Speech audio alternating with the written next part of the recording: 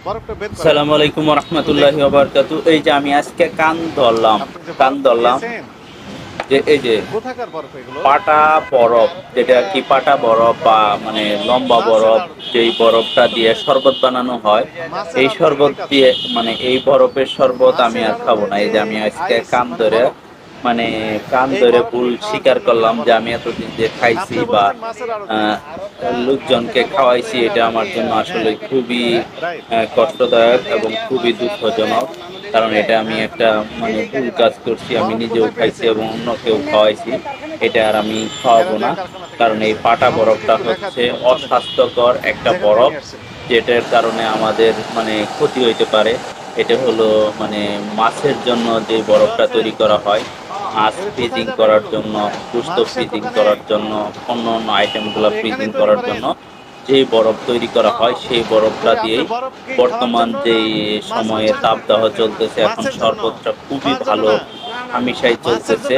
সেই জন্য আমরা আবেগে আৎফুল্ল হয়ে সেটা আমরা খাইতেছি। দেখেন কিভাবে সেই বরফটা তৈরি করে আমরা নিজ চোখে এখন দেখবো আর কি, এটা কতটা অস্বাস্থ্যকর সেটাই আমরা এখন দেখবো। দেখবো ময়লা আবর্জনা তো আছে, তাই না?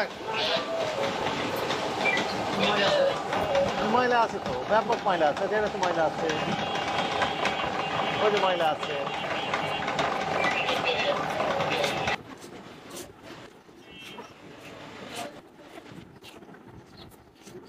এই যে অস্বাস্থ্যকর পরিবেশে আপনি বরফ তৈরি করছেন, আইস তৈরি করছেন, আপনার হাতেরও তো সমস্যা।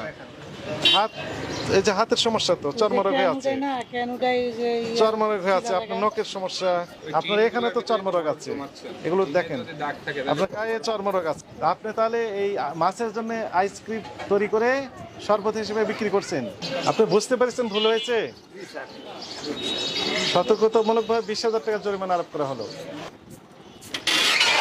বরফটা বের করেন, একটু দেখি। আপনি যে বরফটা দিয়েছেন, কোথাকার বরফ এগুলো? মাছের আড়ত থেকে। আপনি একদম সত্য কথাই বলেছেন, মাছের আড়ত থেকে। ঠিক আছে, এখন শুনেন, মাছের আড়তে যে আইস মানে বরফ, এই বরফ কি খাওয়ার জন্য কিনা বলেন? আপনি বলেছেন মাছের আড়তে। আড়ত থেকে বরফ তো এখানে রাখি, হ্যাঁ, পাইকারি বিক্রি করে। রাইট। আর এখান থেকে নিয়ে মাছের আড়তও দেয়, অন্যান্য দিকেও দেয়। হ্যাঁ। এখন যে যেই কাজে লাগায়। বরফ কোথায় পেয়েছেন? মেরা দেয়া কারখানা থেকে নিয়ে আসছেন। আমাদেরকে একটু দেখা দিতে হবে, চলেন, যেখান থেকে নিয়ে আসছেন।